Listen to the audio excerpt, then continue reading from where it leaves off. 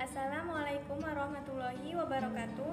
Kami dari kelompok 8 yang beranggotakan saya sendiri Dewi Latifah, yang kedua ada Linawati, dan yang ketiga ada Yudianto. Kami dari kelas A Pendidikan Biologi Fakultas Keguruan dan Ilmu Pendidikan Universitas Lampung. Pada video kali ini kami akan menjelaskan mengenai beberapa bukti-bukti evolusi. Nah, sebelum kami menjelaskan mengenai bukti-bukti evolusi, kami akan menjelaskan terlebih dahulu mengenai apa itu evolusi, apa itu teori evolusi, dan bagaimana sejarah dari bukti-bukti evolusi. Baik teman-teman, di sini saya akan memberi materi mengenai pengertian evolusi. Apa itu evolusi? Evolusi ialah perubahan pada sifat-sifat terwariskan suatu populasi organisme yang terjadi dalam jangka waktu yang lama dan diwariskan dari satu generasi ke generasi. Apa itu teori evolusi? Teori evolusi adalah sebuah teori yang membahas mengenai perubahan atau perkembangan makhluk hidup, asal-usulnya, serta bahan genetiknya di antara satu makhluk hidup dengan makhluk hidup yang lainnya. Sejarah bukti evolusi. Sejarah munculnya bukti evolusi pada teori evolusi menyatakan bahwa makhluk hidup berasal dari satu nenek moyang yang sama.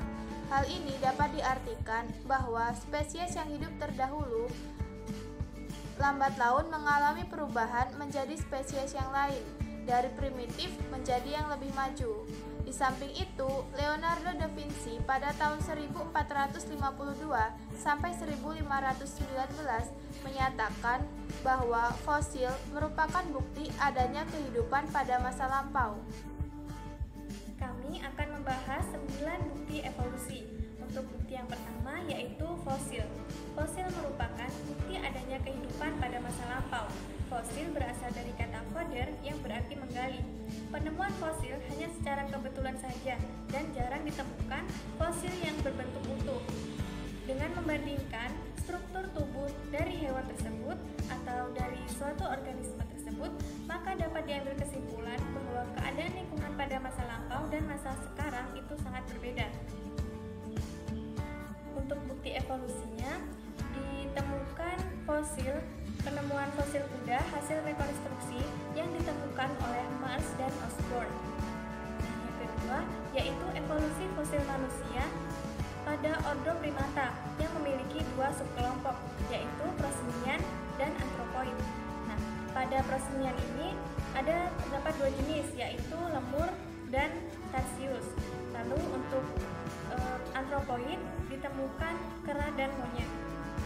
Yang kedua, ada anatomi perbandingan.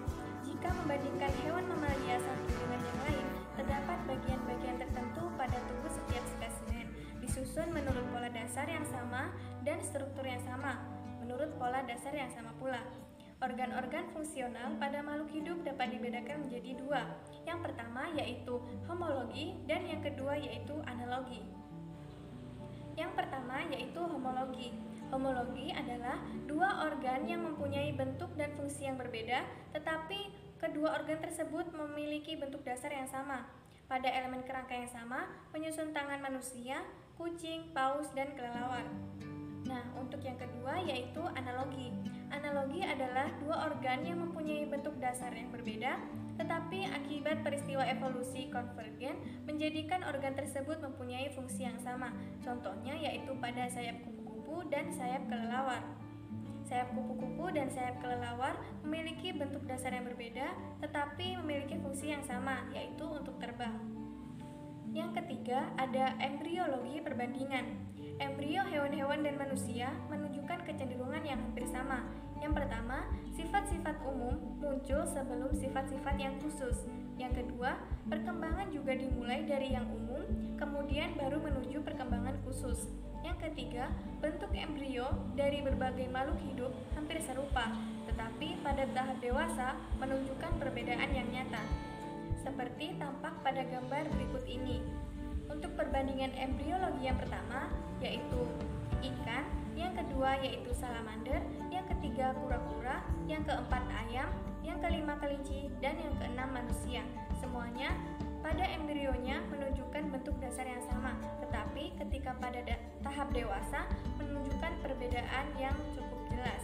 Bukti-bukti evolusi yang keempat ada fisiologi perbandingan.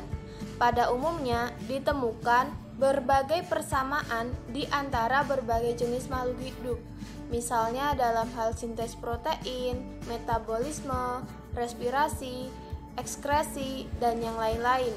Fisiologi perbandingan disebut juga dengan fisiologi komparatif, yaitu sebuah subdisiplin fisiologi yang membandingkan antara karakteristik dengan fisiologi lingkungan dan fisiologi evolusi. Bukti-bukti evolusi yang kelima ada petunjuk dari alat tubuh yang tersisa atau dinamakan dengan vestigial.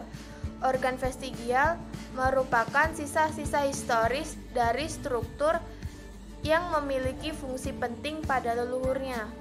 Pada beberapa hewan vertebrata dan manusia, kita dapat menemukan struktur vestigial, yaitu suatu anatomi yang sudah tidak dapat digunakan lagi, akan tetapi ada di dalam tubuh tersebut. Alat-alat tubuh yang tersisa ini dianggap sebagai suatu perjalanan evolusi pada makhluk hidup tersebut. Struktur vestigial dapat ditemukan pada umbai cacing, pada tulang ekor, pada sisa-sisa kaki pada ular, sisa sayap pada burung penguin, kasuari, dan onta. Bukti-bukti evolusi yang keenam ada petunjuk paleontologi. Paleontologi merupakan ilmu yang mempelajari mengenai fosil. Fosil-fosil tersebut dapat berupa gigi, cangkang, tulang, jejak kaki, maupun yang lain-lain. Fosil-fosil dipelajari oleh para ilmuwan untuk dikaitkan dengan sejarah evolusi makhluk hidup. Pada penemuan fosil, dapat pula dilakukan perhitungan umur fosil. Dilakukan melalui dua cara, yaitu secara langsung dan secara tidak langsung.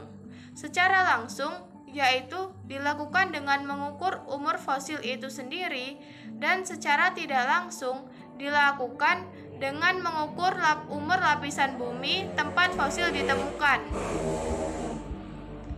Ilmuwan-ilmuwan petunjuk paleontologi yaitu Charles Darwin, Leonardo da Vinci.